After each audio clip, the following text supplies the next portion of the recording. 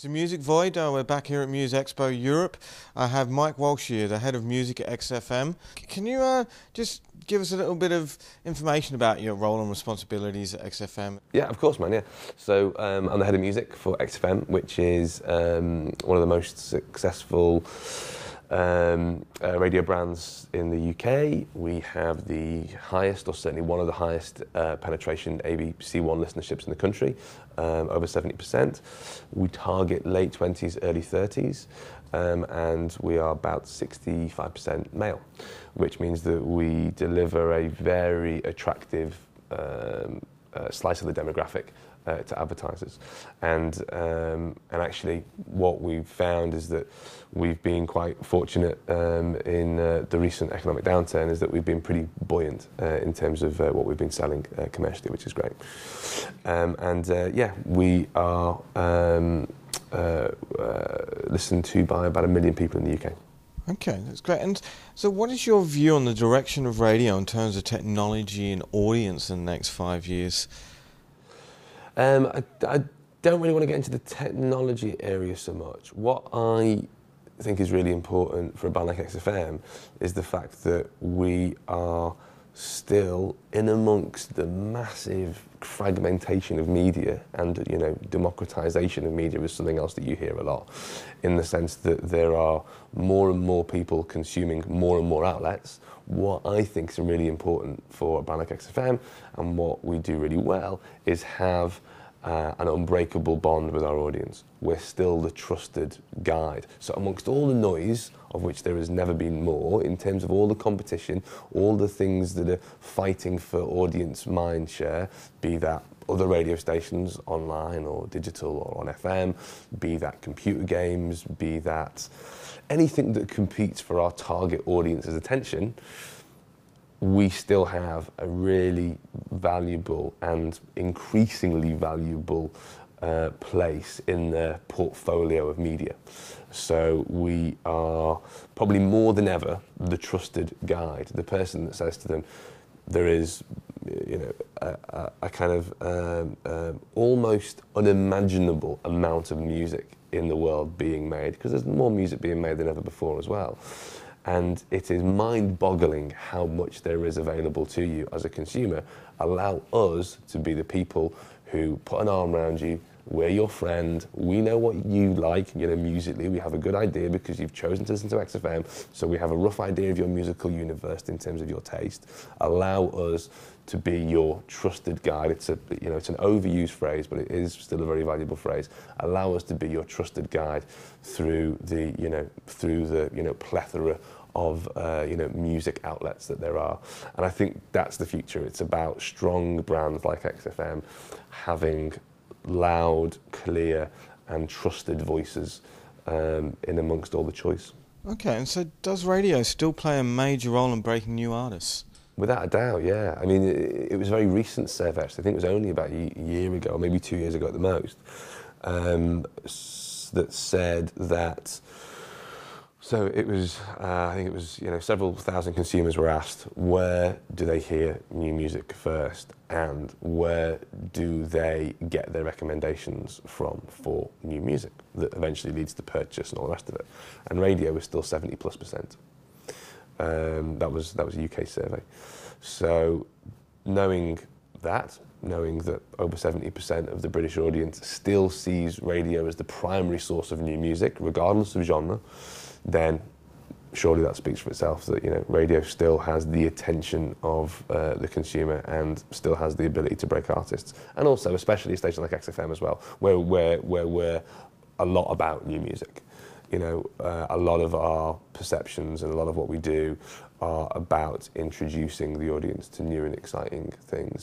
So yeah, absolutely. And there are, without trying to sound braggy, there are almost too many examples to actually mention here in terms of artists that have come through XFM first, in terms of getting a demo played on John Kennedy's show or Eddie Morris's show, and then working their way through daytime, getting a record deal and having big success. There's loads of them, from Razorlight to Keen to Scouting for Girls to lots of bands. There's a long list of bands that we've had a significant part in their breaking. Okay. In your own sort of view, what key challenges do you predict the radio industry as a whole will face over the coming decade? Again, I guess it comes down to what I said before about just kind of competing for the attention of the audience. And that's where it's got to be about strong brands, be that strong brand Capital or Heart or XFM or one of the BBC brands. It's about the strength of your brand, the clarity of your proposition to the consumer, and how consistently you deliver that proposition.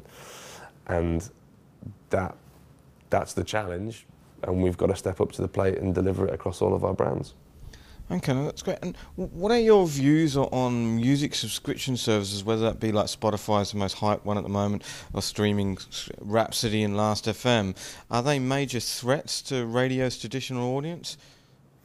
I don't see them as a major threat to what we do at XFM because they don't have the filter. They don't have, again, the trusted guide. They don't have the recommendation credibility that we have. Incredibly smart bits of kit, very enjoyable, but when you are swamped in so much music, again, it goes back to my previous answer really, you need somebody to guide you through it, and that's what those services, as good as they are, don't have. Okay, and in your view, are there any other technology or platforms that are likely to impact radio in the next few years, whether that be web, RSS feeds, mobile phones? Is there anything you think is going to have quite a significant impact on traditional radio as we know it? Again, it's the same thing. It's all part of adding to the choice that the consumer has on offer. And as long as your brand, XFM as an example, as long as your brand is using those platforms to touch consumers in as many ways as possible, then you're going to be able to compete. Okay. And where do you see yourself in 5 years' time in terms of driving innovation and or innovative music services at XFM? Well, we will still be the leader in what we do because we'll continue to grow our audience. We'll continue to strengthen the bond we have with our audience. We will continue to be a place of